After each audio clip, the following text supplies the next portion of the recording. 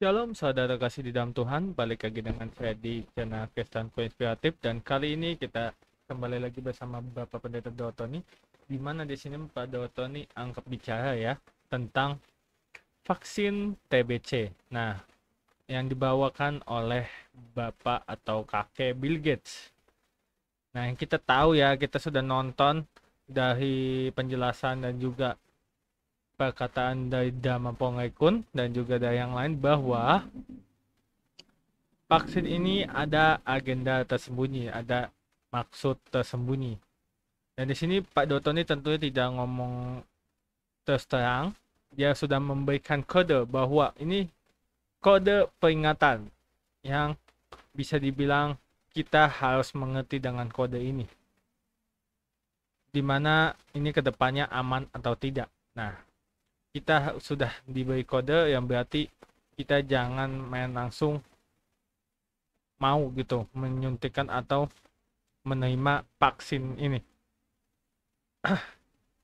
Dan langsung saja sebelum kita ke videonya, tentunya membacakan satu renungan firman Tuhan yang ada di 1 Samuel 30 ayat 6 yang berbunyi, Daud sangat terjepit karena rakyat mengatakan hendak melempari dia dengan batu. Seluruh rakyat pedih hatinya, masing-masing karena anaknya laki-laki dan perempuan. Tetapi Daud menguatkan hatinya di dalam Tuhan Allahnya. Yang arti ada pertolongan Tuhan memampukan kita berdiri tegak di masa sukar. Dan itu dia satu renungan firman Tuhan. Langsung saja kita ke videonya bersama Bapak Pendeta Dotoni. Mari kita simak videonya. Malam Thomas. Malam Pak Daud, puji Tuhan. Kita doa ya Thomas. Siapa Daud? Aku mohon kuasa Elohim bekerja. Amin. Kekuatan Elohim bekerja. Amin. Bebaskan dari yang jahat, bebas dari kutuk, bebas kegelapan. Berkati kami semua ya Tuhan. Penting Roh Kudus dan kuasa nama Yesus. Amin. Amin Pak Daud. Thomas. Iya Pak Daud. Saya kan sudah bicara. Betul Pak. Apa yang disahkan negara, Betul. produk negara Yes. yang legal, dilegalkan dan disahkan, itu secara hukum adalah sah. Sah. Makanya ndak usah ribut-ribut masalah ijazah. Haleluya. Bagaimana Thomas? Iya Pak Daud. Ya itu saya nggak tahu gimana kok bisa sampai satu pakai data yang ada di media sosial, yang satu Pak. Gini Thomas, ini pengalaman hidup saya. Iya Pak Daud. Kita tidak usah sampai level presiden. Betul. Untuk level menjadi pengawal presiden, itu seleksinya itu ketat. Ketat.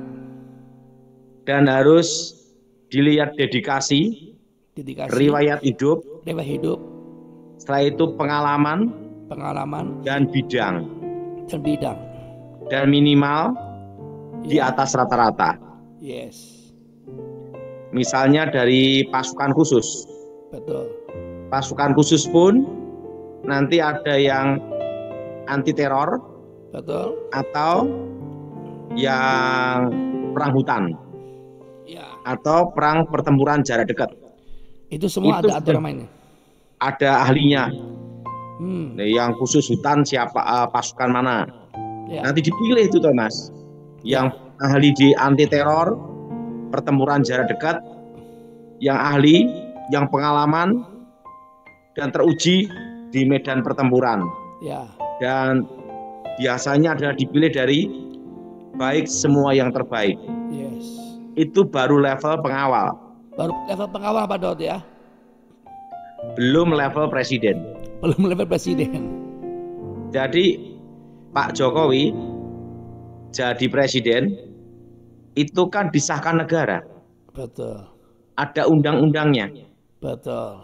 Sebagai kepala negara.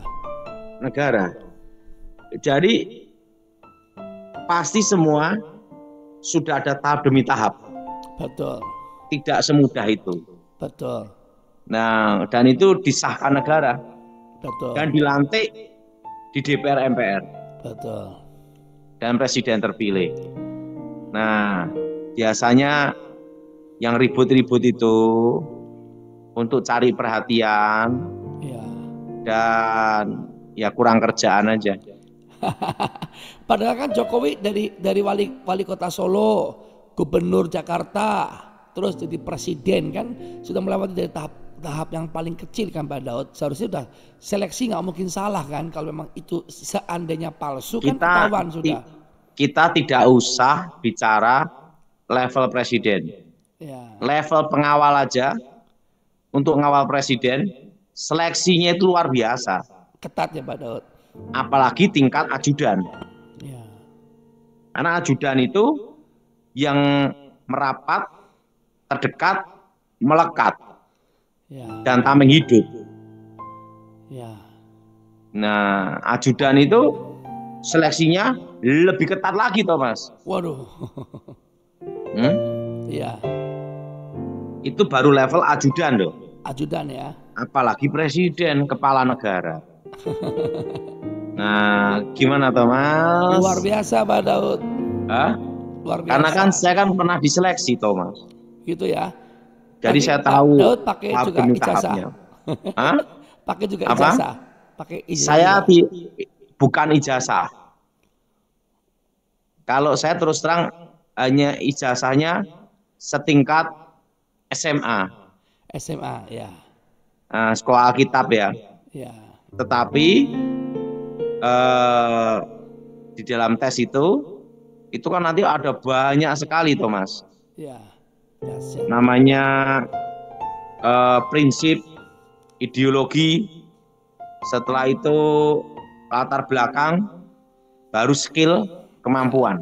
Ya. Dan kemampuan itu lebih susah Thomas. Ya. Harus di atas manusia rata-rata. Wow. Makanya yang kepilih itu Thomas, untuk level pengawal, ajudan, itu pasti dipilih baik dari yang terbaik. Betul. Best of the best. Best of the best, ya. Apalagi presiden, Thomas. Ya. Itu seleksi lebih ketat secara hukum. Ya, jadi tidak mudah, Thomas. Betul. Betul, Thomas? Betul, Pak Daud. Kalau saya puji Tuhan, Thomas. Satu-satunya sipil yang dipilih di era Pak SBY. Sipil, Thomas. Yes. Di antara pasukan elitnya elit. Wow. Ada orang sipil ya? Nah, orang biasa aja. Nah, dan di situ ada tahap demi tahap. Kemampuannya apa, spesifiknya apa, keahliannya apa di bidangnya. Tidak mudah, Thomas. Tidak mudah ya, Pak Daud. Saya sendiri pun masuk situ bukan karena saya, tapi anugerah Tuhan. Karena anugerah Tuhan. Dahsyat. Tahu enggak dulu salah satu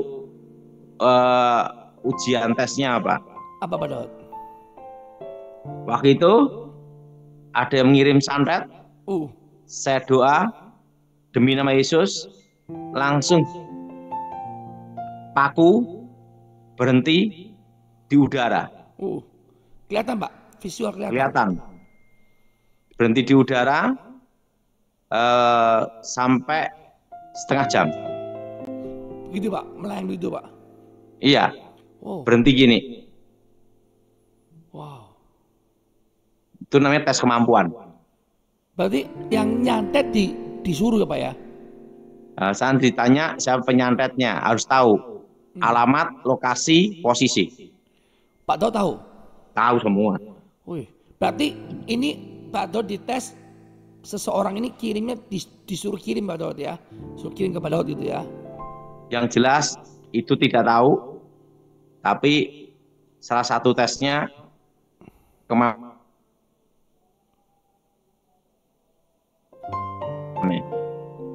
Dahsyat ya.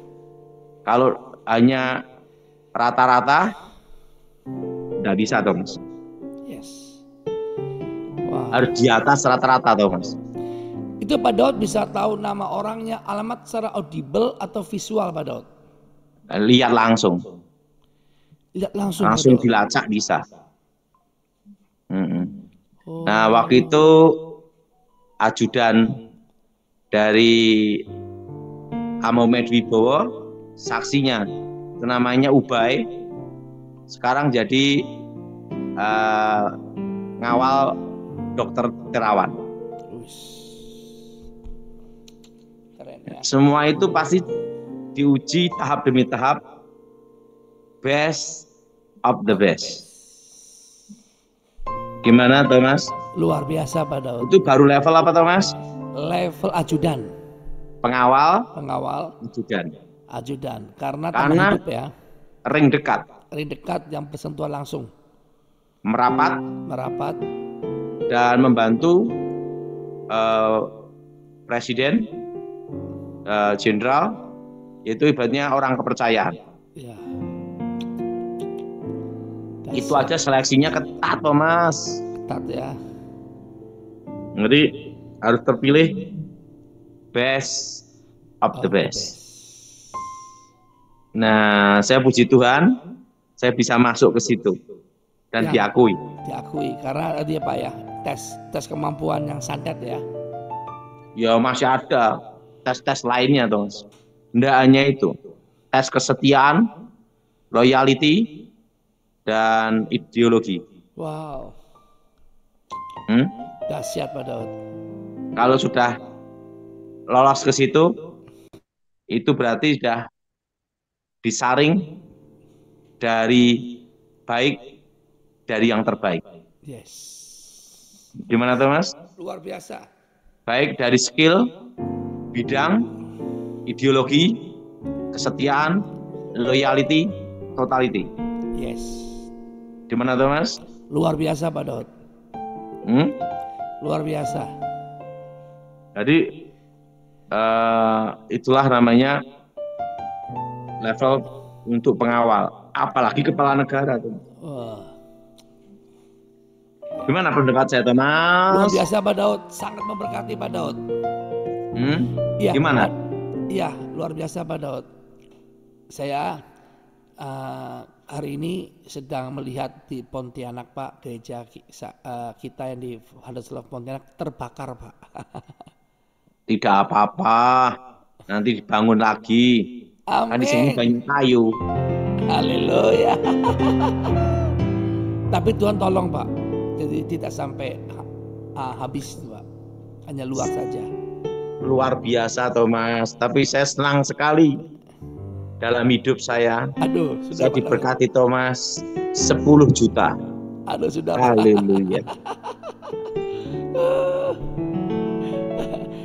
Pak Daud, ini kan lagi ada kabar-kabar lagi tentang vaksin Pak Daud. Thomas. Iya Pak Daud. Kalau di Indonesia, ini pandangan saya. Pandangan Pak Daud ya. Pribadi. Iya. Saya kalau di antara dokter untuk urusan vaksin, saya lebih percaya produk Indonesia.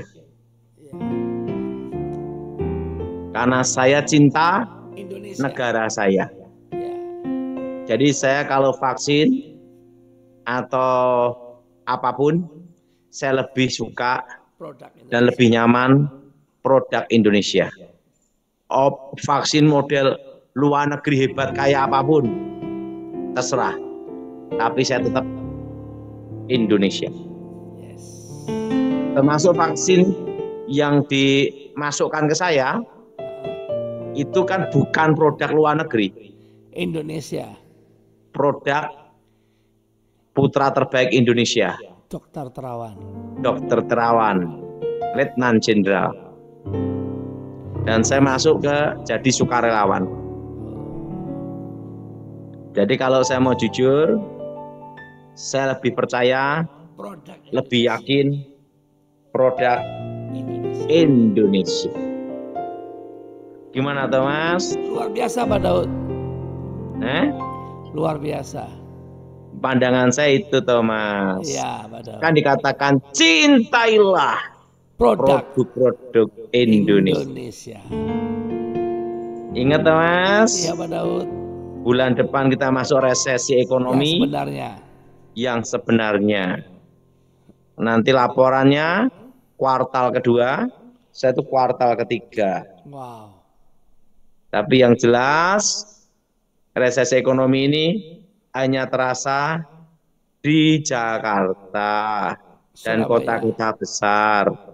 Tapi kalau yang di Pontianak, Medan, Sulawesi, Makassar, Manado, semua aman. Termasuk Ambon, Maluku, aman-aman aja. Solo? Solo lebih aman.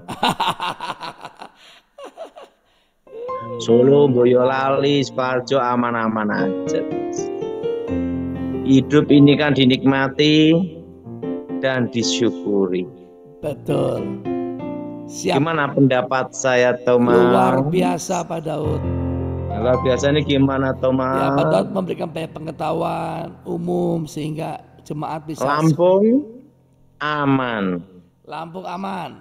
Karena apa? Hasil buminya dan alamnya. Karena di sana kan ada tebu, ada perkebunan. Yes. Bandung, kotanya aman. Banyak berdoa. Bandung banyak berdoa.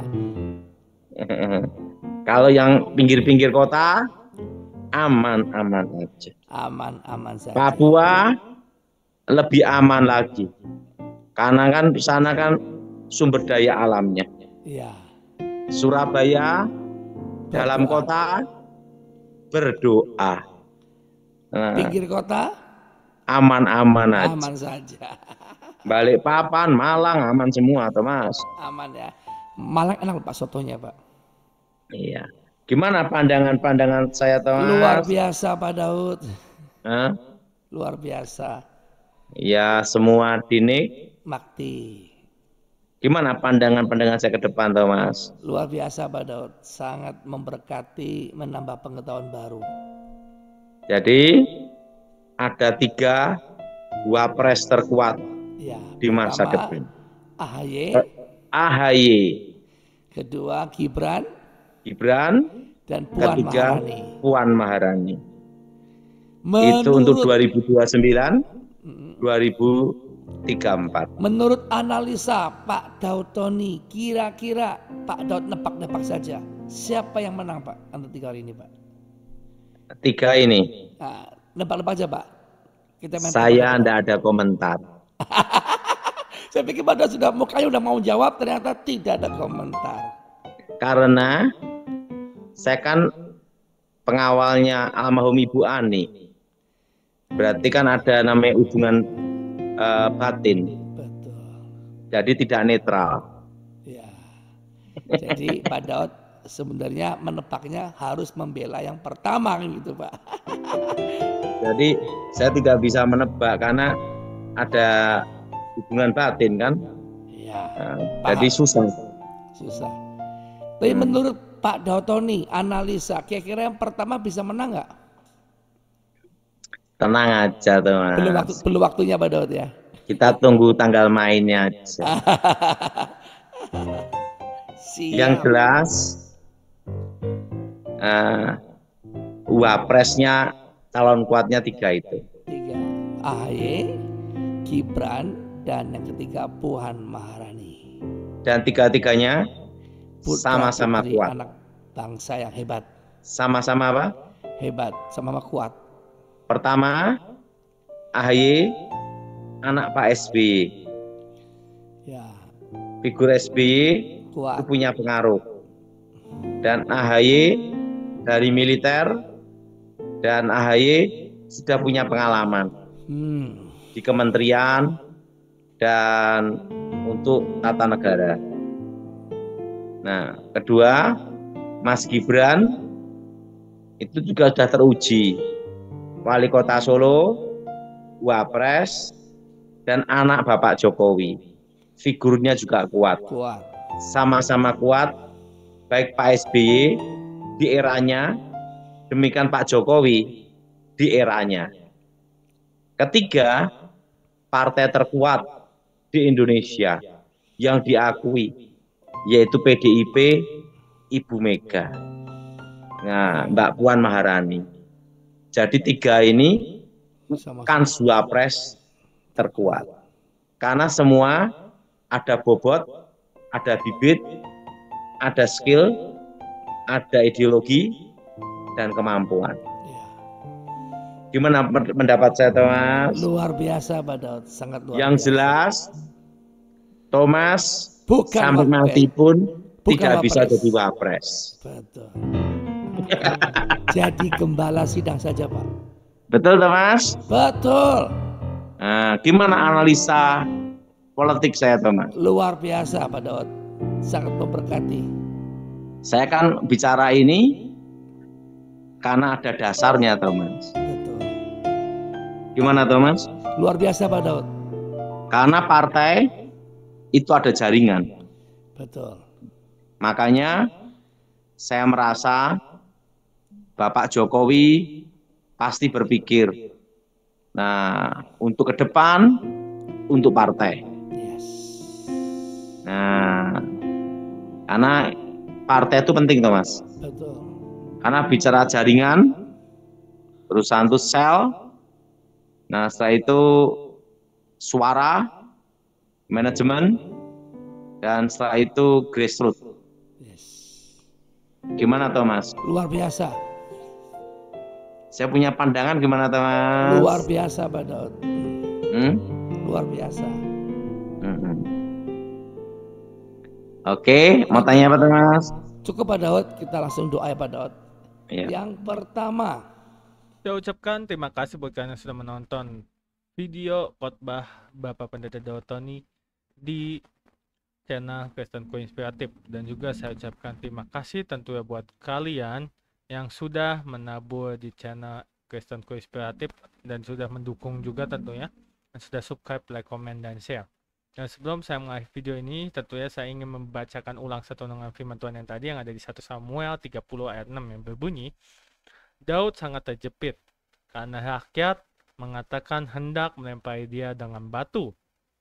Itulah rakyat pedih hatinya, masing-masing karena anaknya laki-laki dan perempuan. Tetapi Daud menguatkan hatinya di dalam Tuhan, Allahnya. Dan itu dia satu dengan firman Tuhan. Saya ucapkan terima kasih sekali lagi. Saya undur pamit. Shalom and God bless you all. Dukung channel ini dengan cara subscribe, like, comment, and share supaya channel ini dapat membagikan khotbah-khotbah yang membangun iman kita. Terima kasih. Shalom and God bless you all. Zaharia 9 ayat 9. Bersorak-soraklah dengan nyaring, hai puteri Sion, bersorak-sorailah, hai puteri Yerusalem. Lihat, rajamu datang kepadamu, ia adil dan jaya.